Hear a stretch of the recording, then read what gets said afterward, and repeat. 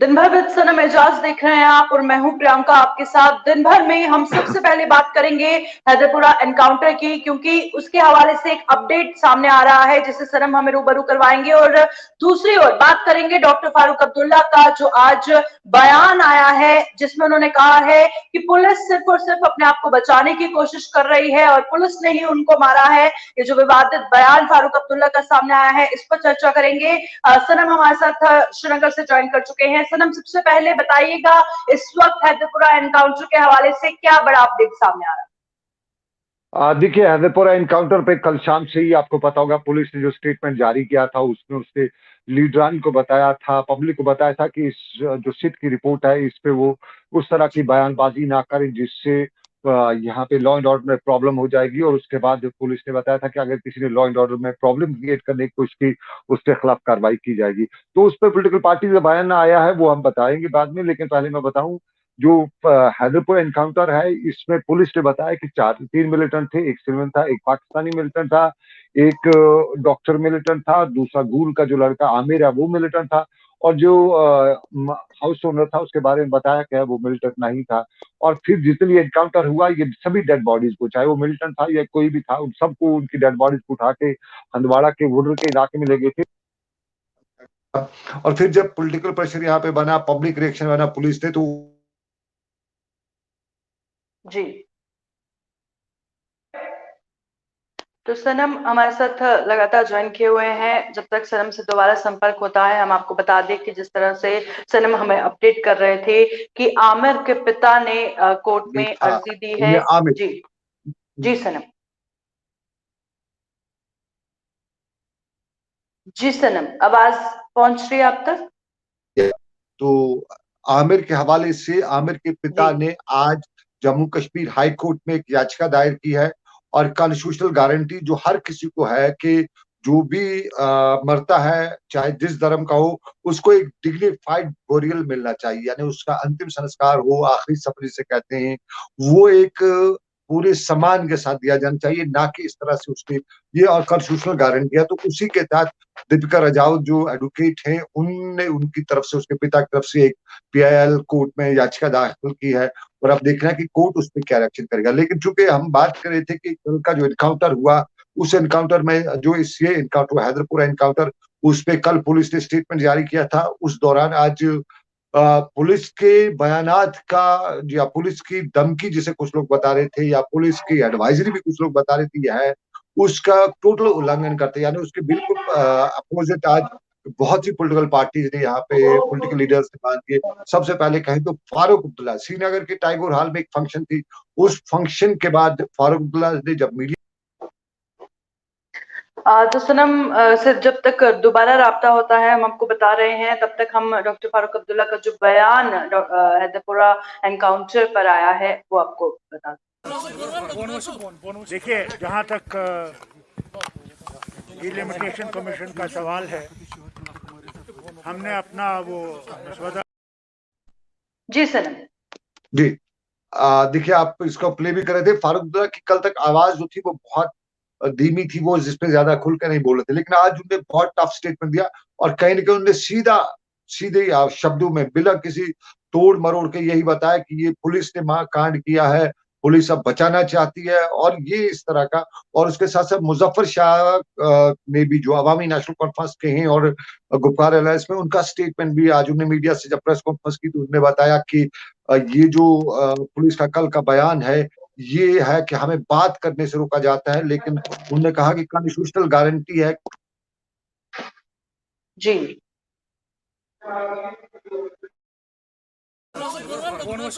देखिए, जहां तक डिलिमिटेशन कमीशन का सवाल है, हमने अपना वो मसवदा जो है वो इंशाल्लाह तैयार हो गया होगा और हम लोग वो पेश करेंगे कमीशन को और लोगों को भी बताएंगे। जब वो आएगा आपके सामने आएगा आप देख लेंगे हमने क्या कहा। क्या सर, जो जम्मू में रियल एस्टेट समिट परसों हुआ सर, इसके बारे में सर आपकी रिएक्शन सर? आप मेरी रिएक्शन क्या देखना चाहते हैं? आप दुनिया की रिएक्शन देखिए। सर हैदरपुरा पुलिस की रिपोर्ट गलत है जी। पुलिस ने अपने आपको बचाने के लिए किया है, पुलिस ने उनको मारा है, इसमें कोई शक नहीं है। तो मैं समझता हूँ कि इसकी जुडिशियल इंक्वायरी होनी चाहिए और पुलिस को ऐसे काम नहीं करने चाहिए। लोगों के दिलों को तकलीफ में डाल रहे हैं। खैर, मुझे आप ज़्यादा मीडिया मुझे छोड़ दो यार। सर, एक ही सवाल है। अभी बताया गया है कि 167 मुझे हो गया जी। Thank you sir, thank you. चलिए इधर को, थैंक यू सर। हो गया जी। आप छोड़ दीजिए, मैं यहाँ। तो एक बार फिर सनम हमारे साथ ज्वाइन कर चुके हैं जी। सनम, देखिए प्रियंका, आपने सुना जिस तरह से उन्हें डायरेक्टली अटैक किया, और देखिए गुस्सा, देखिए मीडिया पर भी ये गुस्से में थे और सारे मामलात को लेके फारूक अब्दुल्ला जो थे वो तेज थे। आपको याद दिलाना चाहें, हम अपने दर्शकों को, शायद उन्हें ट्वीट भी देखा होगा, कल गुपकार अलायंस के जो प्रवक्ता है तारिगामी रात दीर्घे, उनका ट्वीट आया था जी।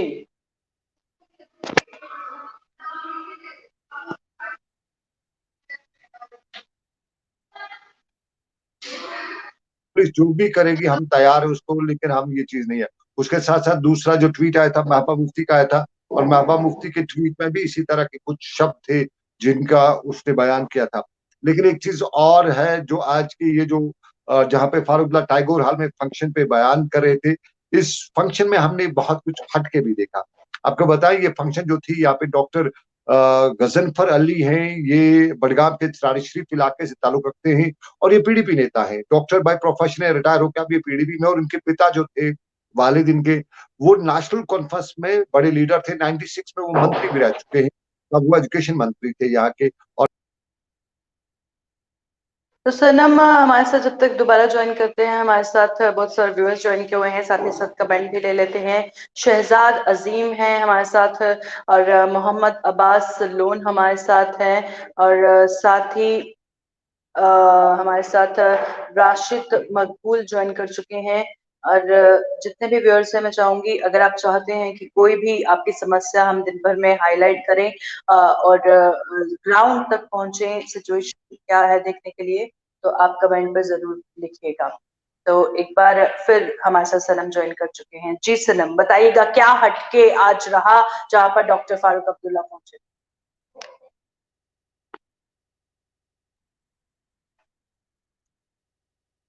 तो सनम का नेटवर्क शायद वीक है, जिसकी वजह से राब्ता नहीं हो पा रहा है। उसी के चलते हम आपको लगातार अपडेट दे रहे हैं हैदरपुरा एनकाउंटर के हवाले से जो अपडेट सामने आया, और साथ ही आज जो बयान डॉक्टर फारूक अब्दुल्ला ने दिया है, जिसमें उन्होंने कहा है कि पुलिस सिर्फ अपने आप को बचाने की कोशिश कर रही है। हालांकि पुलिस की तरफ से कल ही वार्निंग जो है दे दी गई थी कि कोई भी पॉलिटिकल लीडर या कोई भी हैदरपुरा एनकाउंटर के हवाले से अगर र्यूमर्स उठाने की कोशिश करेगा या माहौल को खराब करने की कोशिश करेगा, तो उस पर कड़ी से कड़ी कार्रवाई की जाएगी।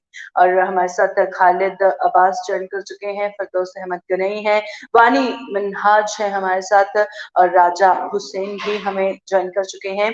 और आज क्या कुछ खास रहा, सनम हमें थोड़ी देर में ज्वाइन करेंगे और अपडेट करेंगे कि क्या कुछ आज खास रहा जी। सनम, देखिए, जहां मंच की बात करे थे, हैदराबाद जो टैगोर हॉल में आज जो फंक्शन था, डॉक्टर गजनफर अली की लिखी गई किताब जो थी, उसका जो हमारे यहाँ रस्म रोनवाई कहते हैं वो थी।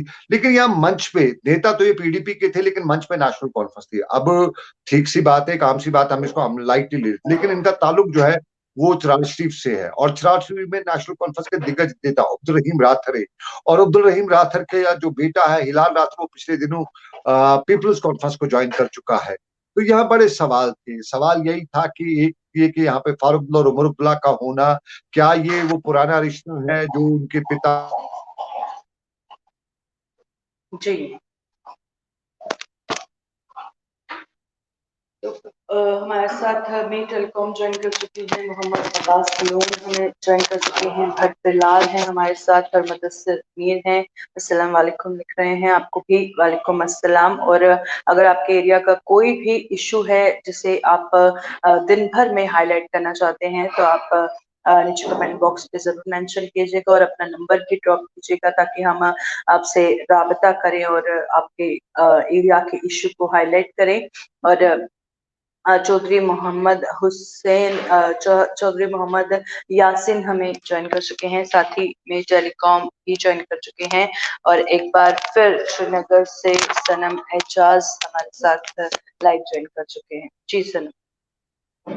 बिल्कुल प्रियंका, मैंने सवाल अभी उठाया था वो जो बात की, यहाँ पे अब्दुल रहीम राठर जो है फाइनेंस मिनिस्टर नेशनल कॉन्फ्रेंस कर रहे हैं। ये सवाल था कि क्या फारूक अब्दुल्ला और उमर अब्दुल्ला का इस मंच पे होना, क्या ये डॉक्टर गजनफर अली के पिता के साथ जो उनके रिलेशन उसलिए थे, या ये नेशनल कॉन्फ्रेंस अब्दुल रहीम राठर को वहां पे रिप्लेस करते हुए किसी नए को वहां पे तलाश कर दिया। अब वो लंबी बहस है, उसमें बहस होती रहेगी, उस पर लोग अपनी राय देते रहेंगे।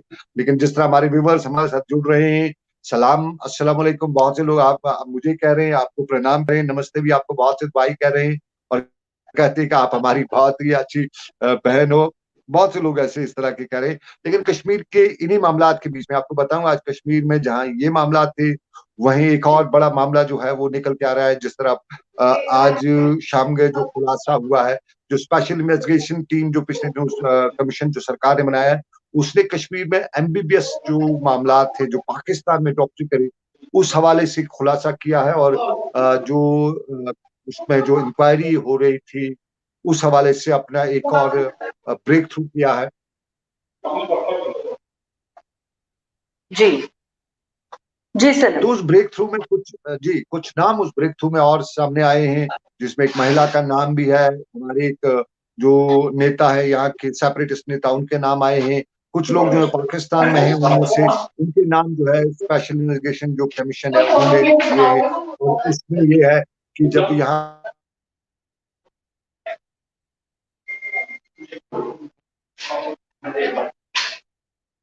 तो सनम से जब तक दोबारा राब्ता होता है, आज सनम एजाज का जब तक संपर्क होता है, हम कमेंट लेते हैं। तनवीर अहमद लोन है जो लिख रहे हैं सोनामर्ग से, सरमर्ग हंदवाड़ा से है और उनके गांव में पानी की बहुत कमी है। और अब्दुल हामिद हैं अस्सलाम वालेकुम लिख रहे हैं, आपको भी हमारा सलाम। और मोहम्मद अब्बास है, और साथ ही अयाज अहमद हमें ज्वाइन कर चुके हैं। तो एक बार फिर सनम हमारे साथ ज्वाइन कर चुके हैं। जी सनम। प्रियंका, मैं तनवीर के सवाल, इनके एक इलाके का मामला, ये कुपवाड़ा के इलाके का है। कुपवाड़ा हंदवाड़ा ये एक ही है, डिस्ट्रिक्ट एक है, बिजला अलग तहसील है। कुपवाड़ा की एडमिनिस्ट्रेशन जो थी बहुत पहले से ही वीक रही है। वहां पे अक्सर हमने देखा है, और पिछले दिनों हमें उम्मीद थी कुपवाड़ा के लोगों को, चूंकि मेरा खुद का कहीं ना कहीं कनेक्शन नहीं बल्कि डायरेक्ट ताल्लुक कुपवाड़ा से है, तो वहां के जो नए डिप्टी कमिश्नर आए थे, लगा था कि वो शायद कोई कुछ करेंगे। कुछ दिन उनमें बड़ा जोश देखने को मिला था अवाम के मामला। जी शबीर कुरैशी हैं, सलाम लिख रहे हैं। जाइन इनाम है हमारे साथ, शाह जावेद ज्वाइन कर चुके हैं। और जिस तरह से सनम बता रहे हैं कि बहुत सारे वहाँ पर ऑफिशियल्स आए, उनका ट्रांसफर हुआ, फिर नए आए, पर हालात वैसे के वैसे हैं। वहाँ के लोग जो हैं अभी भी बेसिक फैसिलिटीज से वंचित है, जो बेहद डिसअपॉइंटिंग है। शाह जावेद हमें ज्वाइन कर चुके हैं, मोहसिन लाल है हमारे साथ, शबीर कुरैशी हैं, जाइन इनाम है, और शाह जावेद के साथ हमारे साथ अयाज अहमद और मोहम्मद अब्बास लोन है, अब्दुल हामिद है हमारे साथ, और साथ ही तनवीर अहमद लोन ज्वाइन कर चुके हैं। और एक बार फिर सनम हमारे साथ ज्वाइन कर चुके हैं। जी सनम। आज शायद आपका नेटवर्क प्रॉब्लम वहां पर है, जिसकी वजह से बार बार डिस्कनेक्ट हो रहा है। तो प्रियंका, कुपवाड़ा में जो डिप्टी कमिश्नर आए थे, लगा था कि शायद वहां कुछ हो जाएगा, क्योंकि एनर्जेटिक थे, यूथ थे। लेकिन आते आते तो कुछ शुरुआत की, लेकिन उसके साथ उन्हें भी वही पुरानी आदत हो गई। शायद वहां का जो उनका आसपास का स्टाफ था, उन्हें बता दिया कि यहाँ काम नहीं किया जाता कुपवाड़ा में। और यूं आपको बताऊं, कुपवाड़ा के डीसी ऑफिस में जो स्टाफ है, वो पिछले 20 सालों से कभी ट्रांसफर नहीं हुए। एक कमरे से दूसरे कमरे ट्रांसफर होता है, तो जब वो उनको पूरा वहां पे माफिया सा चल रहा है, तो उस माफिया के बीच में जब नया डिप्टी कमिश्नर आ गया, तो वो भी उसकी नजर हो गया। तो अब वहां पे भी वही है, वहां का पानी है, वहां के बिजली के मसाइल हैं, उन पे कोई तवज्जो नहीं दी जाती है। सोशल मीडिया पे कुछ है, उनके लोग हैं जो सोशल मीडिया पे फोटो चढ़ा देते हैं, लेकिन ग्राउंड पे कुछ प्रैक्टिकल कुपवाड़ा में नजर नहीं आ रहा है। और ये खुद एडमिनिस्ट्रेशन की नजर से भी दूर है। कुपवाड़ा में ये प्रॉब्लम है। उम्मीद थी, जिस तरह मैंने पहले बताया, नया डिप्टी कमिश्नर आया था, वो सेक्रेटरीट से आया था, उन्हें एक तरह से इंथुजियाज्म लगा था वहां पे कुछ दिन पहले, 10-15 दिन तो बड़ा लगा था कि कुपवाड़ा वालों की तकदीर बदलने वाली है, लेकिन उस शिकंजे में वो भी फंस गया है। अब वो भी बाहर जो है वही पुरानी वाली कि यहाँ पे काम नहीं करना, तो वही चल रहा है। कुपवाड़ा वालों को अभी शायद बहुत इंतजार करना पड़ेगा, उनको पानी, बिजली या दूसरे मसाइल को हल कराने के लिए शायद वहां पे कोई फरिश्ता आके ही अब ठीक कर सकता है, वरना वहां का इस तरह का नहीं है। लेकिन ओवरऑल देखें, कश्मीर में इस समय बिजली की बड़ी समस्या चल रही है, बहुत सी इलाकों में समस्या, और जिस तरह आप भी देखेंगे, अभी बस और 2 मिनट है, मुझे दूसरे प्रोग्राम के लिए जाना है, लेकिन उससे पहले यहाँ से लाइट चली जाएगी। जी, तो लाइट की जिस तरह से सनम प्रॉब्लम बता रहे हैं, बहुत सारे व्यूअर्स हमारे साथ ज्वाइन किए हैं। एजाज अली हैं जो लिख रहे हैं सलाम। अमीर बशीर हैं जो लिख रहे हैं क्रालपुरा चाडूरा में पावर की बहुत प्रॉब्लम है। एजाज अली हमारे साथ है। साइकिल शाहिद है। तर अशरफ हैं जो लिख रहे हैं हमें बडगाम में ड्रेनेज की बहुत प्रॉब्लम है। तो आखिर में सनम क्या कहेंगे? पावर, बिजली की भी है, पानी की भी है, ड्रेनेज की भी है, प्रॉब्लम ही प्रॉब्लम है। बस सवाल ये कि सोल्यूशन कब? सोल्यूशन का लेफ्टिनेंट गवर्नर जब मनोज सिन्हा आए थे तो उन्होंने बड़ा बताया था कि जो भी कर्मचारी है वो उसके खिलाफ सख्त कार्रवाई की जाएगी, लेकिन बाद में उनका भी वही हाल है यहाँ एडमिनिस्ट्रेशन में जी, वो कानूनों के पीछे पड़ गए। एडमिनिस्ट्रेशन को ग्राउंड पे कहीं गुड गवर्नेंस हम जिसे कहते हैं एक्टिवेट। देखिए, आपको एक मिसाल दूंगा मैं इस वक्त गुड गवर्नेंस की। हमारे एजुकेशन सिस्टम में सरकार कहती है जी हमने कम्युनिटी क्लास लगाए, हमने जी इनरोलमेंट ड्राइव की सरकारी स्कूलों में बच्चों को और लाने के लिए। उन सरकार जो सरकारी स्कूल में हमारे पिछले साल पढ़ाई नहीं हो सकी, ऑनलाइन ऑफलाइन के बीच में फंस गए। अब नया एग्जाम भी लिया, ऑफलाइन और ऑनलाइन एग्जाम भी लिया, नए क्लासेस भी शुरू हो गए। सरकारी स्कूलों में आज भी बुक्स नहीं है जो बच्चों को बुक्स देनी थी। अब देखिए, खुद अंदाजा करिए हमारी गवर्नेंस का, वो बच्चा कहाँ जाएगा, कहाँ से बुक्स लाएगा? और इस वक्त अब सेशन शुरू हो चुका है, अब विंटर ब्रेक भी हो गई है, अब बच्चों के पास बुक्स नहीं है। विंटर वो घरों में बैठ के, सरकारी की बात करें तो प्राइवेट में तो टीचर ले आता है, सरकारी स्कूलों में बच्चे को न board of school education books है वो प्रोवाइड कर सका है, न directorate of school education books provide कर सका है। तो जी बिल्कुल, शुक्रिया सनम हमारे साथ ज्वाइन करने के लिए। तो जिस तरह से प्रॉब्लम ही प्रॉब्लम, सोल्यूशन कब, इसी सवाल के साथ लूंगी इजाजत। देखते रहिए जी।